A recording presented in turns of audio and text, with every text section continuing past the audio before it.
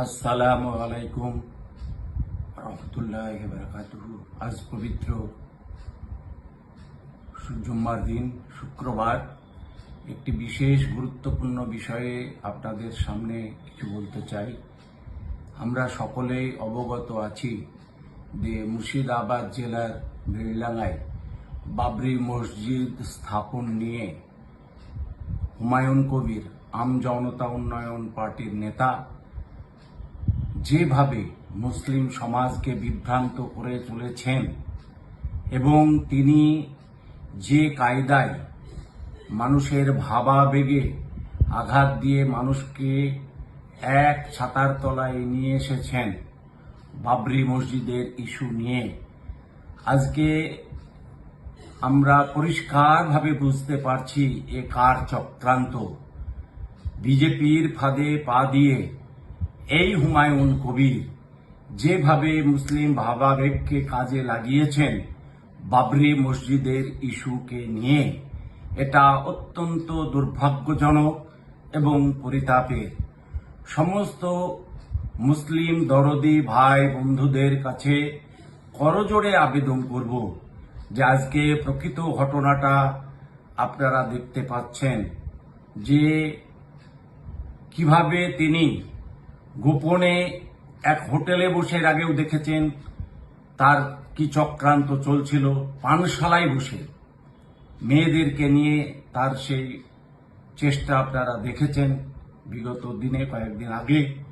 আবার দেখছেন যে বিজেপি নেতাদের সাথে কিভাবে তিনি ডিল করছেন 1,000 কোটি টাকার বিনিময়ে মুসলিম ভাবাবেগকে কাজে লাগিয়ে বাবরি মসজিদকে সামনে রেখে যে কায়দায় মুসলিম ভোট ভাগাভাগির চেষ্টা করছে, এটা অত্যন্ত দুর্ভাগ্যজনক এবং পরিতাপের। কারণ এই মুর্শিদাবাদে আমরা একসময় দেখেছি মির্জাফরের ঘটনা, কিভাবে নবাব সিরাজউদ্দৌলার পরাজয় হয়েছিল। ঠিক অনুরূপ আরেকটা এই ধরনের মানুষ গোটা বাংলার আকাশ বাতাসকে, মুসলিম সমাজকে কুলুষিত করছে এবং ভাবাবেগকে, মুসলিম ভাবাবেগকে কাজে লাগিয়ে, বাবরি মসজিদের ইস্যুকে কাজে লাগিয়ে বিজেপির প্ররোচনার ফাঁদে পা দিয়ে 1,000 কোটি টাকা ড্রিল করছে। এবং মুসলিম ভোট যদি ভাগাভাগি হয় তাহলে বিজেপির আশার বাংলায় সরকার গড়ার প্রবল সম্ভাবনা হবে।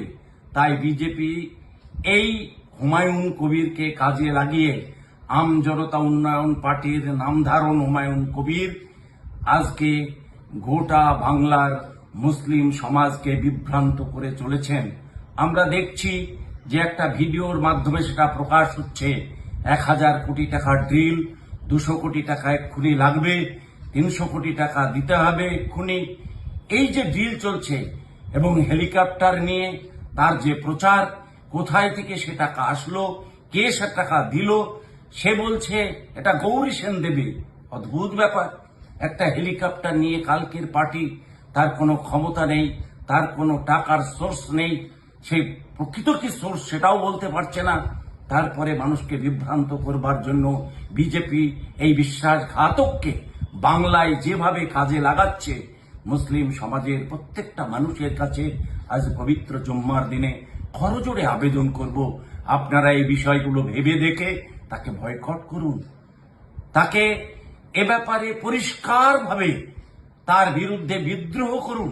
কেন মুসলিম ভাবাবেগকে কাজে লাগাচ্ছে, কেন বাবরি মসজিদের ইস্যু নিয়ে সে আজকে মানুষের কাছে আমজনতা উন্নয়ন পার্টির নাম দিয়ে, এবং আর একজনকে হায়দ্রাবাদের ওয়াইসি সাহেব সাংসদ, তাকে কাজে লাগিয়ে আজকে এইভাবে গোটা বাংলার বিশেষ করে মাইনরিটি কমিউনিটি মুসলিম সম্প্রদায়ের ভাবাবেগকে কাজে লাগিয়ে সে যে অপকৌশলের চেষ্টা করছে।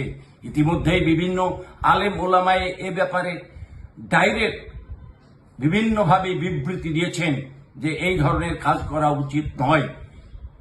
সেই আলেম ওলামায়ে তাদের যে ফতোয়া, তাদের মুসলিম সম্প্রদায়ের উপরে যে চিন্তা ভাবনা, সেটাকে কাজে লাগিয়ে আমরা সকলেই চাইব এই বাংলায় আমাদের মাননীয় মুখ্যমন্ত্রী যেভাবে বাংলার সমস্ত সম্প্রদায়ের জাতি ধর্ম বর্ণ নির্বিশেষে মাইনরিটি কমিউনিটি, হিন্দু সম্প্রদায়, সমস্ত সম্প্রদায়কে তিনি যেভাবে আগলে রেখেছেন, আমরা তার কাছে কৃতজ্ঞ।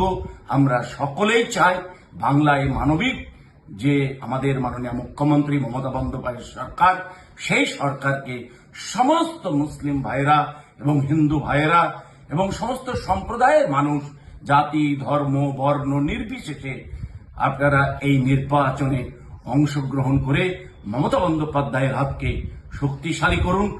চতুর্থবারের জন্য মানবিক মুখ্যমন্ত্রীকে বাংলায় প্রতিষ্ঠিত করুন এবং এই হুমায়ুন কবির যেভাবে বাংলার মাইনরিটি কমিউনিটি মুসলিম সম্প্রদায়ের ভাইদেরকে আজকে বিভিন্নভাবে প্রতারণার ফাঁদে ফেলেছেন, তার বিরুদ্ধে গর্জে উঠুন। আসসালামু আলাইকুম।